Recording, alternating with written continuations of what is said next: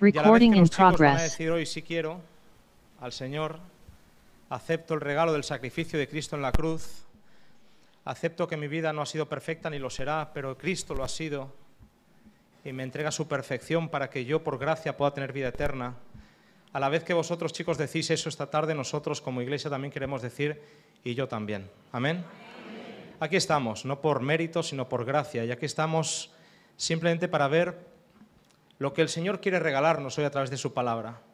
Y decíamos ayer ese texto precioso de Tesalonicenses, para los que estuvisteis tanto en el Zoom como en la presencia aquí en la iglesia, decíamos que Pablo agradecía desde lo más profundo de su corazón, decía, siempre que me acuerdo de vosotros, ¿recordáis el texto en Tesalonicenses? Siempre que me acuerdo de vosotros doy gracias, porque cuando os predicamos, recibisteis la palabra no como palabras de hombres, sino como es en verdad la palabra de Dios. Y este es el motivo por el que estamos aquí.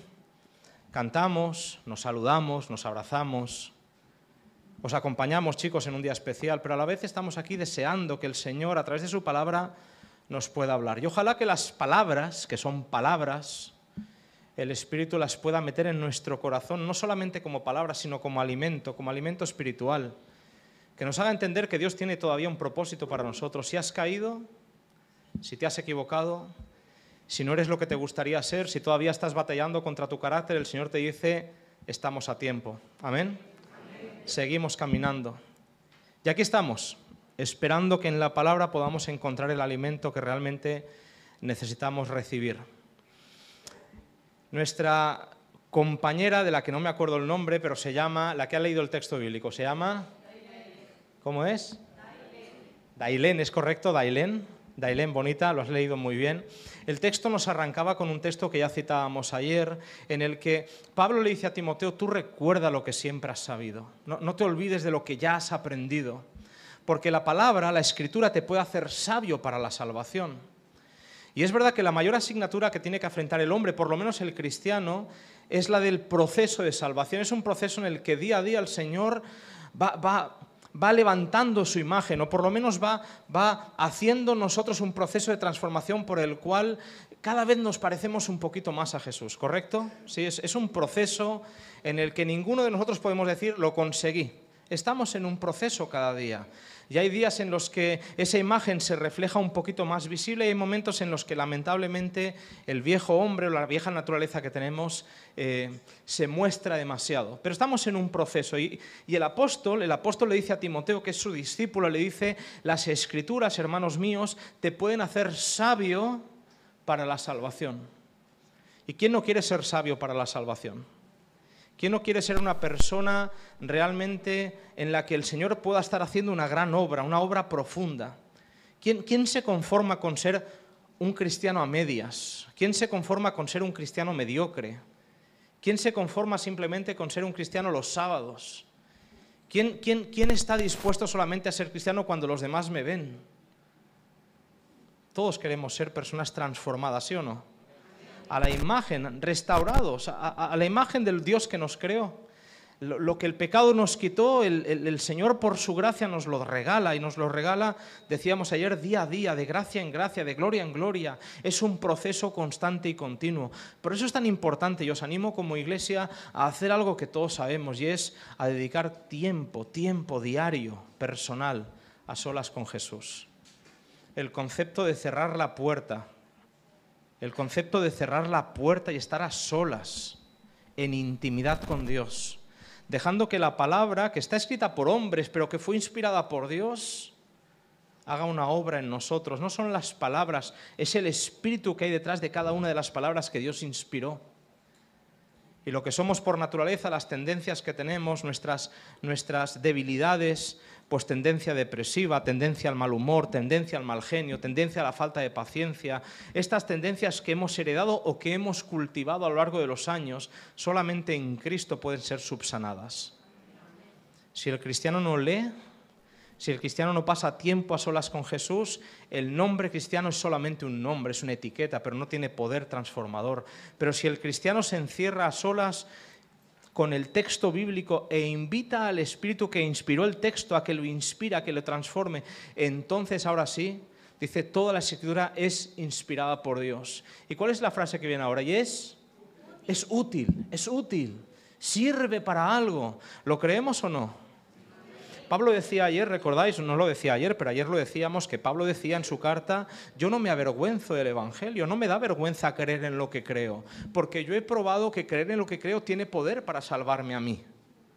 Yo no soy lo que fui, dice Pablo, y por la gracia de Dios tampoco soy lo que seré. ¿Pero qué hago?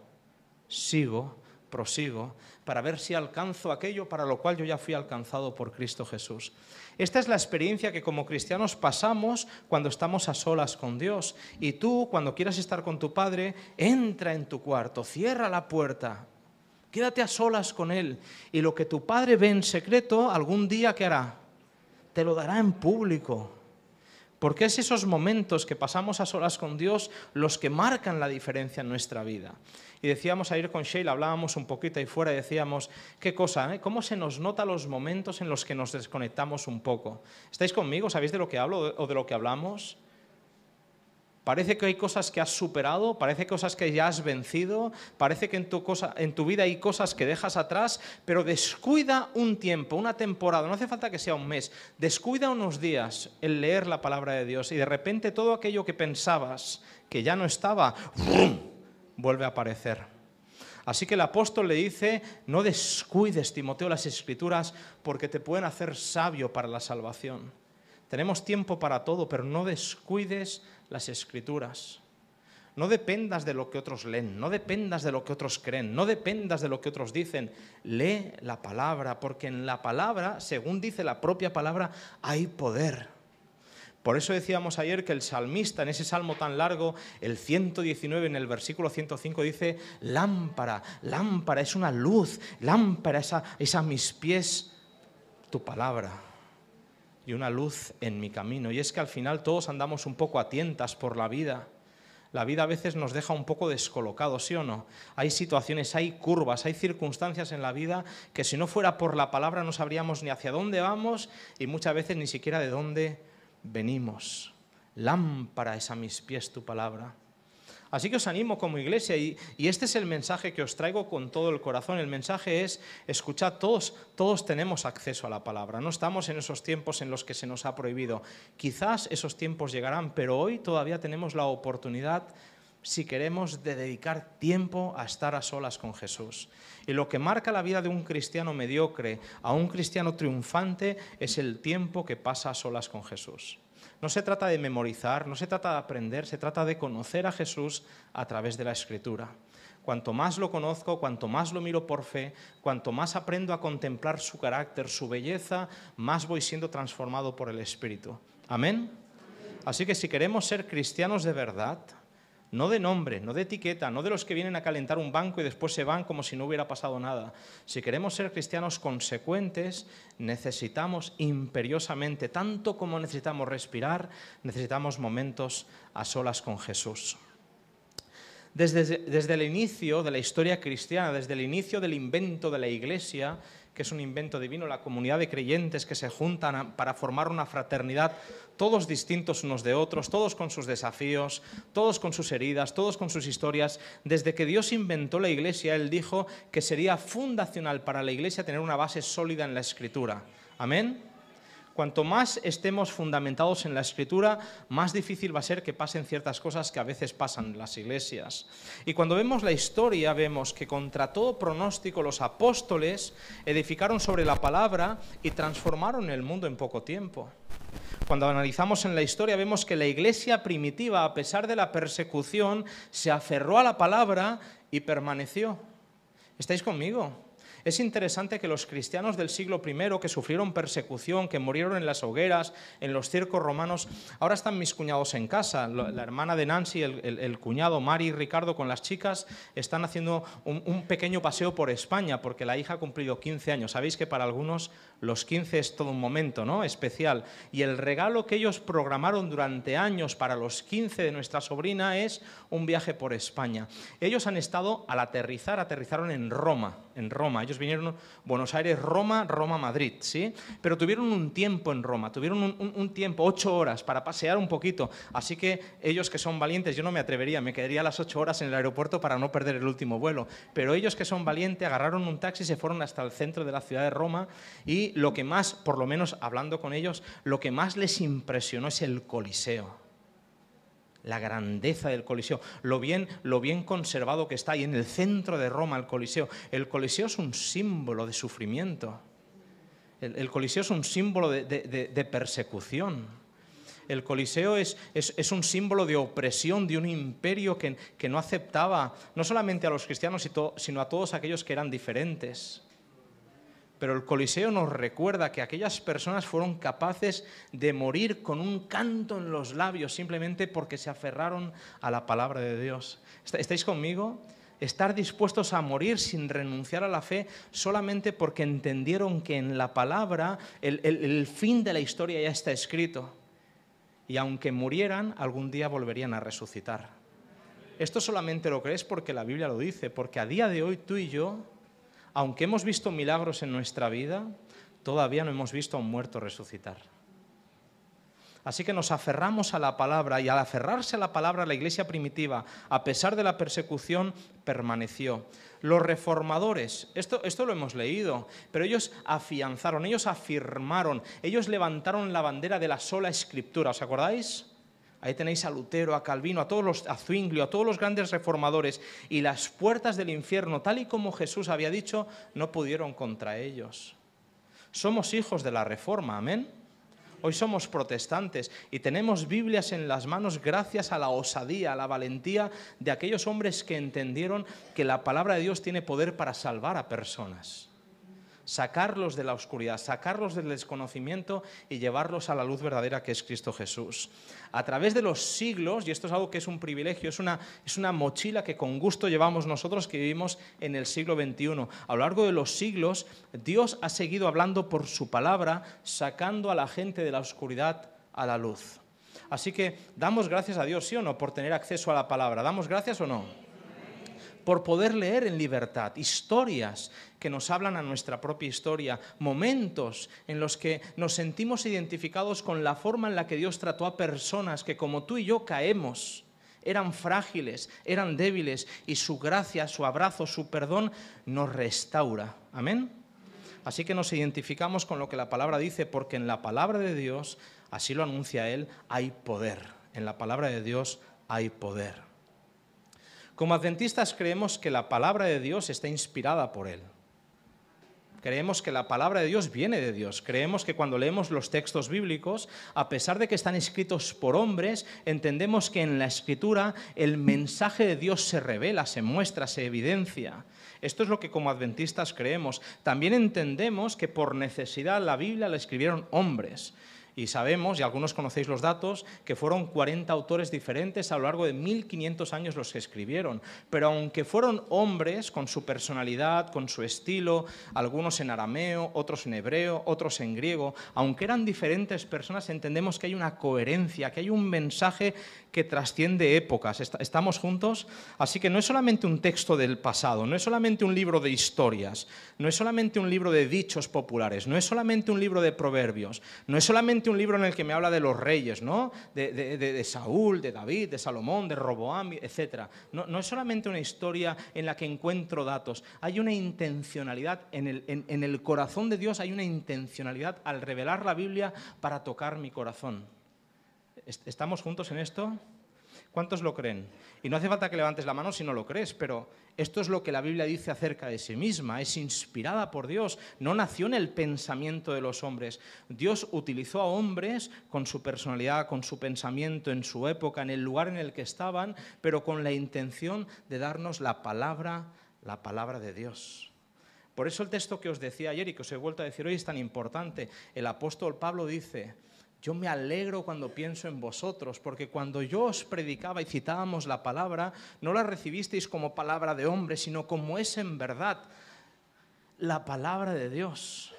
Si Dios existe, y yo lo creo que es así, si Dios existe y Dios se muestra, Dios se revela, si Dios se da a conocer, Este libro al que llamamos Biblia es un libro que al leerlo no solamente estamos leyendo datos, sino que estamos leyendo el pensamiento de Dios para mí. Yo que estoy perdido y Dios que me quiere salvar. ¿Estáis conmigo? Yo que estoy perdido y Dios que me quiere salvar. Por eso la Biblia dice que la palabra es útil, vale para algo. La palabra tiene trascendencia, porque de lo que yo fui o de lo que podría haber llegado a ser si no hubiera sido por este libro, a lo que soy hay una gran diferencia. ¿Amén? No es la iglesia la que me transforma. Es verdad que hay ciertas relaciones dentro de la iglesia, y en esta mañana en la escuela sabática hablábamos de amistad, de consejos que algunos amigos nos dan. Qué bonito es cuando en la iglesia encuentras un grupo con el que creces. ¿Amén? Pero no es eso lo que me salva, son los momentos de encuentro con un Dios que me desea salvar, un Dios que viene al encuentro del hombre, que me encuentra allí donde estoy. Que me he subido a un árbol porque tengo mis complejos, Dios me dice, baja porque esta noche vamos a cenar juntos. Que estoy en el pozo porque estoy harto de pecar y quiero estar solo y no quiero que nadie me vea. El Señor me dice, yo tengo salvación para ti. ¿Estáis conmigo o no? Yo leo la Biblia, no leo solamente historias, sino que me identifico con el Dios que viene a mi encuentro, que me vendrá a buscar, no importa cuán lejos me vaya. Porque lo que más desea Dios para mí es mi propia salvación. Y lo leo y me encuentro con ese Dios al que le fallo, y me encuentro con ese Dios con el que a veces no me identifico porque Él es tan puro y yo no lo soy, y sin embargo veo constantemente a través de la palabra que Dios va a mi encuentro, que Dios da el primer paso, que Dios va a buscarme, no importa lo que soy, porque lo que importa es lo que Él quiere hacer en mí. Así que esto de la Biblia es un libro trascendente que habla a todas las épocas, a todas las personas, que trasciende culturas. No importa que seamos muy diferentes en nosotros, el mismo Dios a través del mismo libro nos puede salvar. ¿Amén? Esto es importante, tenemos que entender que hay dos aspectos, uno divino y otro humano, que los dos son igualmente importantes. No es lo mismo leer los Salmos que leer una carta de Pablo. Ayer hablábamos con Esteban, hay textos de Pablo que son complicadísimos. Y si todavía no los habéis descubierto, seguid buscando porque los vais a ver. Hay textos de Pablo que son súper difíciles de entender. En cambio, lees el libro de Proverbios y te dice, hay proverbios que Salomón de alguna forma o copió o fueron... que son fáciles de entender, ¿sí o no? Hay textos que son más difíciles porque el autor, la época, las circunstancias cambian y sin embargo, detrás de todo eso, dice, las palabras te pueden hacer sabio para la salvación. Leo y leo con el fin de encontrarme con ese Dios que me quiere encontrar a mí. Elena White en este libro El conflicto de los siglos dice, la Biblia con sus verdades de origen divino expresadas en el idioma de los hombres es una unión entre lo divino y lo humano. Esto ya lo hemos entendido. Esta unión existía en la naturaleza de Cristo, quien era hijo de Dios y el hijo del hombre. Se puede decir de la Biblia lo que fue dicho de Cristo, aquel verbo fue hecho carne y habitó entre nosotros. No estamos idolatrando el texto, no idolatramos las palabras. No es que yo tengo la versión del 60 y cada palabra del 60 es inspirada por Dios, porque no fue escrita en castellano la Biblia. No idolatramos la palabra. Lo que pasa es que a través de la palabra nos encontramos con Jesús. Y no hay otro medio ahora mismo más adecuado para encontrarse con Jesús que no sea la palabra. Porque opiniones en el mundo hay muchas, predicadores en internet hay un montón, pero es la palabra la que me revela a Jesús. El 70% del Antiguo Testamento, fijaos el porcentaje, el 70% del Antiguo Testamento y el 60% del Nuevo Testamento son historias, ¿sí? Son historias. Por eso los padres y las madres, cuando tenemos hijos pequeños, contamos historias a nuestros hijos. Y la historia que más contamos es la de David y Goliat. No sé cuál será la que tú cuentas, pero David y Goliat es una de las favoritas, ¿sí o no? Y Sansón, y José. Hay muchas historias, hay mucha narrativa, ¿entendéis? ¿No? El 70% del Antiguo Testamento son historias. Y nos podríamos preguntar el por qué. Yo encontré una respuesta que dice, Dios escogió historias porque tienen el poder de inspirar a la gente y transportar el significado mejor que otros medios.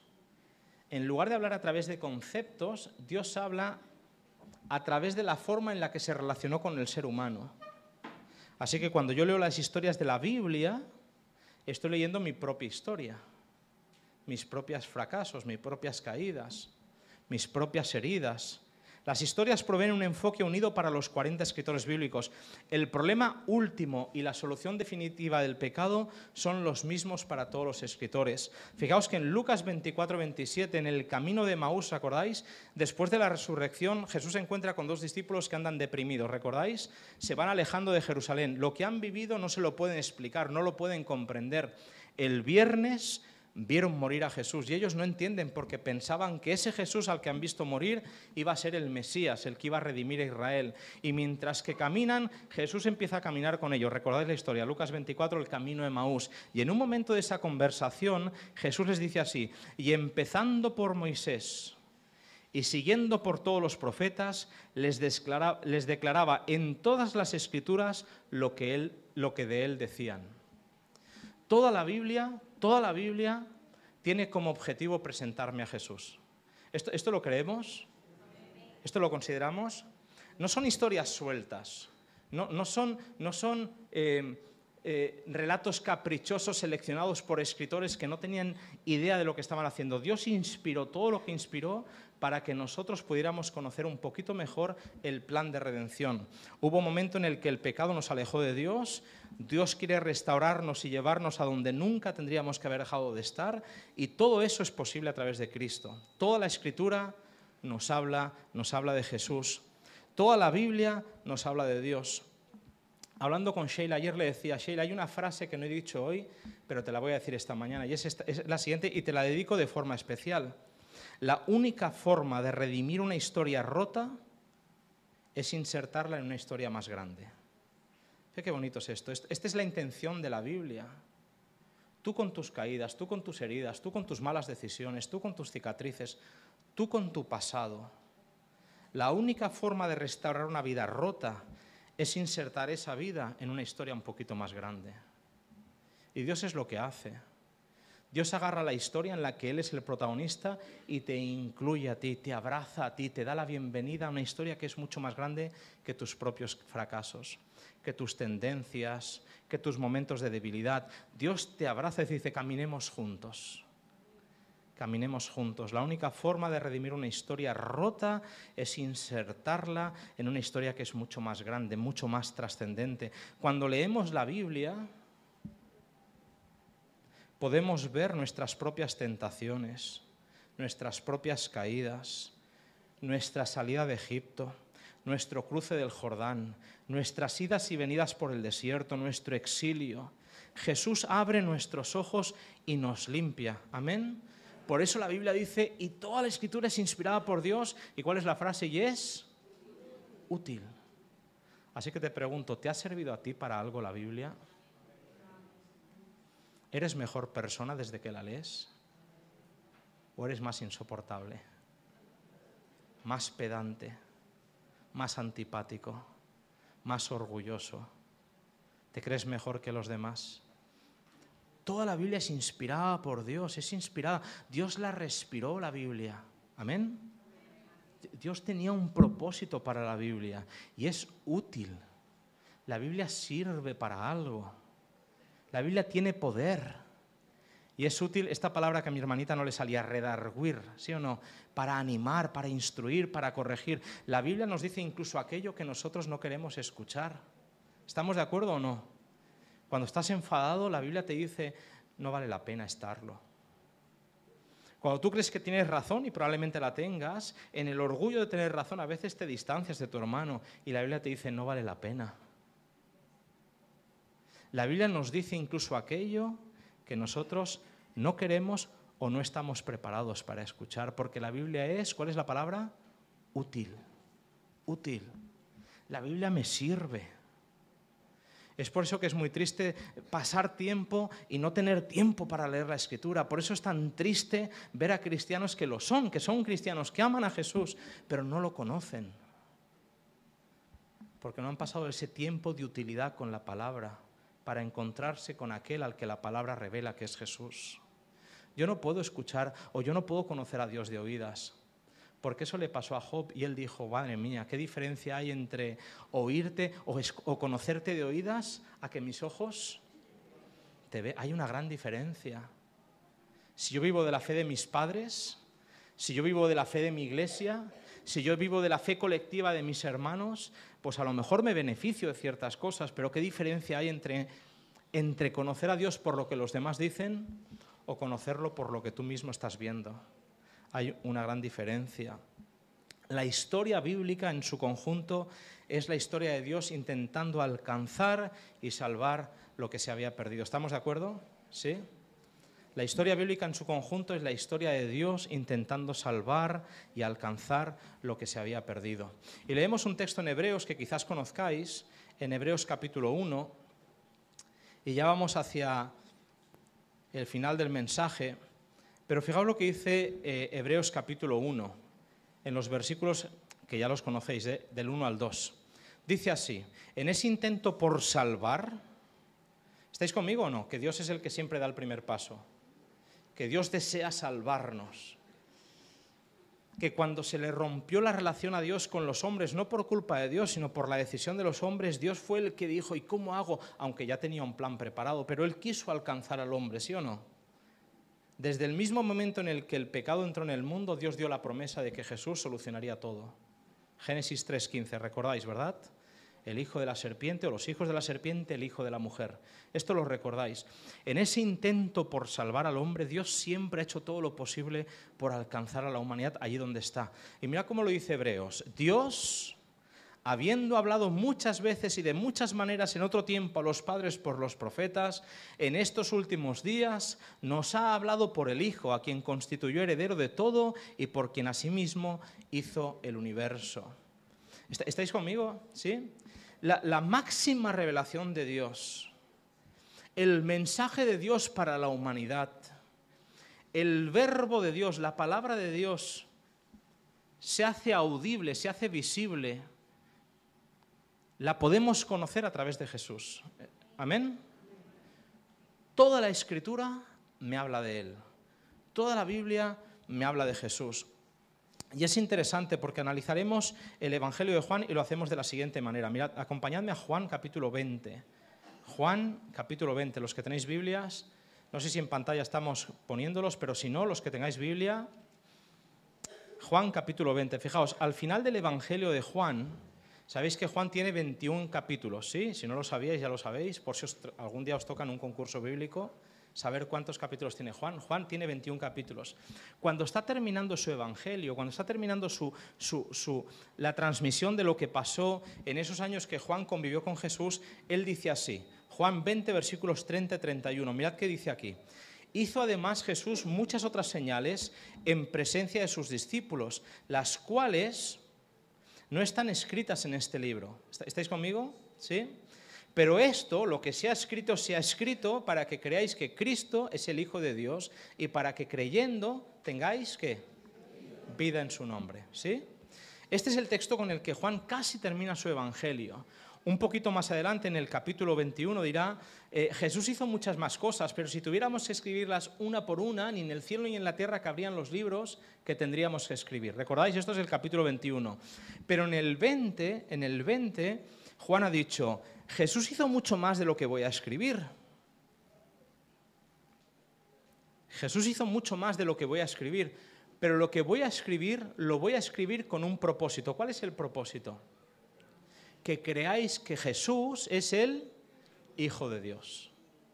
¿Estáis conmigo? ¿Sí? El Evangelio de Juan trata dos temas concretos. El tema de la identidad, ¿quién es Él? La identidad, ¿quién es Él? Y el tema de la autoridad, ¿por qué hace lo que hace? ¿Estáis conmigo? ¿Sí? El Evangelio de Juan en sus 21 capítulos trata los desafíos de todos aquellos que no quisieron creer en Jesús. ¿Tú quién eres? ¿Y por qué haces lo que haces? ¿Estáis? Juan constantemente está señalando al cuestionamiento. ¿Tú quién eres? ¿Quién dices que eres? Y la gente no podía creer en Jesús simplemente porque no habían entendido nunca todos los escritos del Antiguo Testamento que señalaban a Jesús. Cuando vamos al capítulo 5 de Juan, si me acompañáis, capítulo 5 de Juan, dice así en el versículo 18, después de haber sanado a un paralítico que estaba en el estanque de Betesda, ¿recordáis? 38 años enfermo, ¿tú quieres ser sano? Sí, pero es que no encuentro quien me ayude. Cuando está en ese contexto, el sano o el paralítico, que ahora ya no lo es, sale caminando con su camilla y el problema es que ¿qué día de la semana es? Sábado. Cuando los líderes religiosos lo ven con su camilla, en lugar de celebrar que ha sido sanado, se preocupan porque lleva una camilla. ¿Estáis conmigo, sí o no? ¿Sí? Así que ellos no están contentos por lo que le ha pasado al hombre, están enfadados por lo que lleva. ¿Esto suena a este tipo de religión? ¿Sí? A veces nos preocupamos más por lo que la gente lleva que por lo que está pasando en su corazón, ¿sí? Así que el hombre dice, yo no sé quién es, porque Jesús desapareció. En el versículo 18 dice así, por esto los judíos aún intentaban matarlo. ¿De quién está hablando? ¿Del paralítico o de Jesús? Querían matar a Jesús. ¿Por qué? Porque no solo quebrantaba el sábado desde su punto de vista, sino que también decía que Dios era su propio Padre, haciéndose igual a Dios. Toda la problemática que tenemos en el Evangelio tiene que ver con quién eres y por qué haces lo que haces. ¿Estáis conmigo? A todo eso, Jesús, después de un discurso muy largo que dura todo el capítulo, termina diciendo así, este versículo que quizás os suene, que lo hayáis escuchado alguna vez, escudriñad las Escrituras. Gente, vosotros que cuestionáis quién soy y por qué hago lo que hago, id a la Escritura. Id a la Escritura. Porque creéis que en ellas tenéis ¿qué? Pero ellas son las que hablan de mí.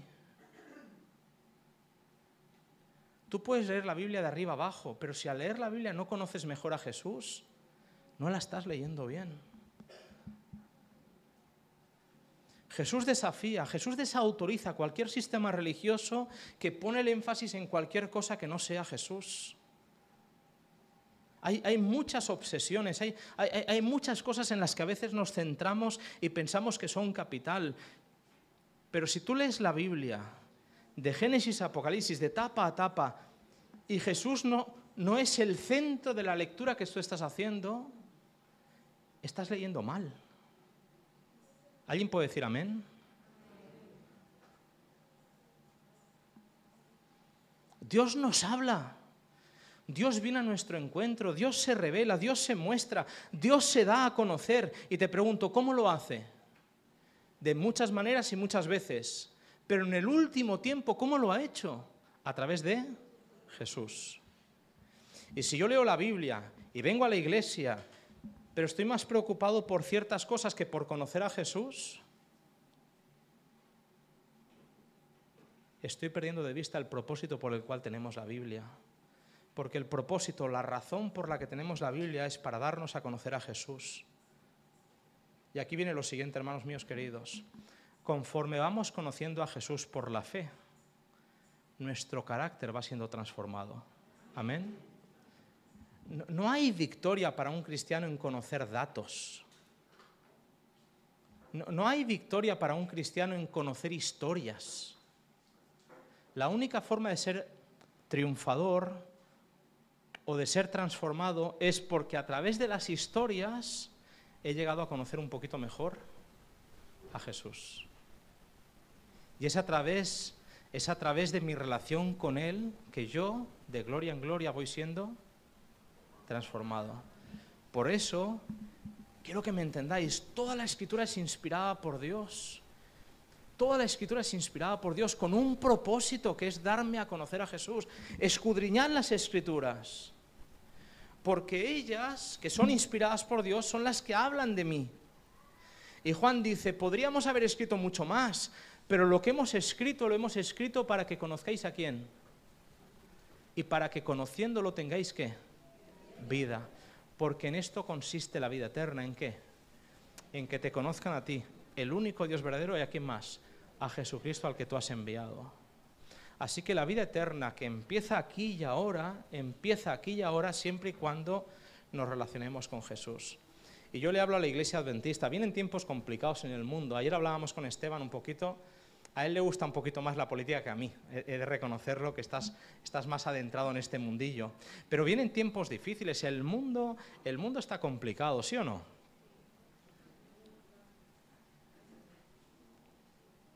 Pues más vale que si el mundo está complicado sepamos en quién y en qué creemos.